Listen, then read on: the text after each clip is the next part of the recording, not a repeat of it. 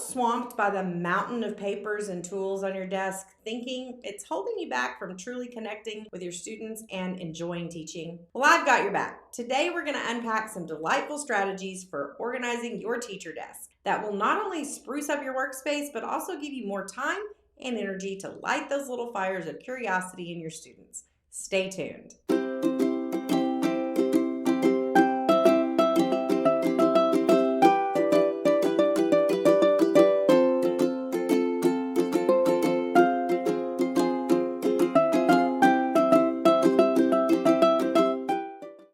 Educational rock stars, welcome back to another episode of One Classroom Over. My mission is simple: to equip you with actionable tips, transformative stories, effective classroom systems, and expert insights for your K-5 classroom. I'm Farah, also known as the Center Fairy, your go-to guide for all things for simplifying your teacher life. Each episode dives deep into key facets of the teaching experience, from lesson planning and classroom management to student engagement and professional growth. If you're new here, make sure to hit that like button, subscribe, and click that bell so that you never miss out when I go live or drop a brand new video here on the channel. Today, we're diving into the topic of organizing your teacher desk. So whether you're sipping coffee at home or binge watching while you're prepping lessons, crank up the volume and get ready for a dose of inspiration and empowerment. Let's dive in. Organizing your desk is a little like setting the stage for a Broadway show. When everything's in its right place, the magic just flows. First, you're gonna want to prioritize. Think of this as your backstage. Some props are essential for today's act, others next week, and some for the storage. Create zones like today, this week, and this month. Next, you're gonna wanna elevate. Remember that high school dance where everyone stood up against the walls? Use that vertical space. Add a cute shelf or two. It's like giving your desk a little lift me up. And finally, create that weekend magic cleanse. Set aside a feel-good Friday ritual, a little 15-20 minute desk pamper session to set the stage for the upcoming week. Now, no drawers?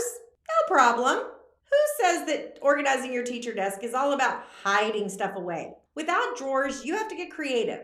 There are so many different ways to create organization in the absence of drawers. You could use things like baskets and bins and think of them as your little desk buddies. They're there to hold onto things when you're busy lighting up minds. Hanging pegboards or a magnetic board on the wall by your desk can create that vertical organization, like a canvas for your creativity. Hang, pin, display, and guess what? It looks fab and functional. If you don't have a teacher toolbox, you need one. Every artist has their favorite brush. Every teacher has their must-haves. A teacher toolbox can keep these must-haves in a central location and easy to access when you need them. Other must-haves for your teacher desk can include a desk calendar to keep track of important dates and meetings.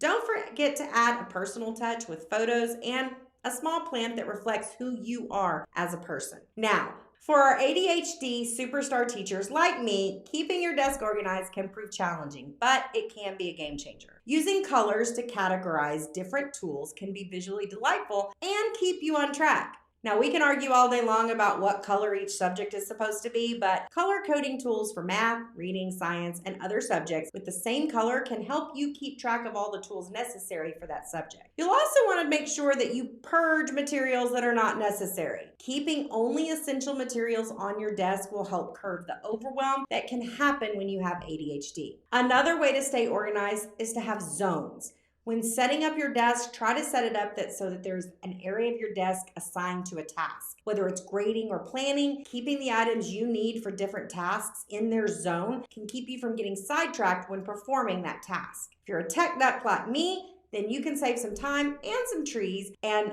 organize these documents that you access through the week digitally. This is going to save space on your desk and in your drawers, and they can be accessed easily from your computer, tablet, or phone. Don't forget to give your space a little daily love and reset it at the end of each day so that you have a clean slate to start with on the next day. 5 to 10 minutes at the end of the day can go a long way. And then at the end of the week, take 15 to 20 minutes to do a larger reset so that Monday starts off on the right foot. There you have it, teacher friend, a road to a desk that not only looks inviting, but feels productive. When our space is organized, our minds are free to do what we do best: inspire, educate, and connect. Now, if you're looking for more tips, strategies, and simple systems to take back into your classroom to make your teacher life easier, check out the other videos on your screen. Thanks for watching, and keep being an educational rock star.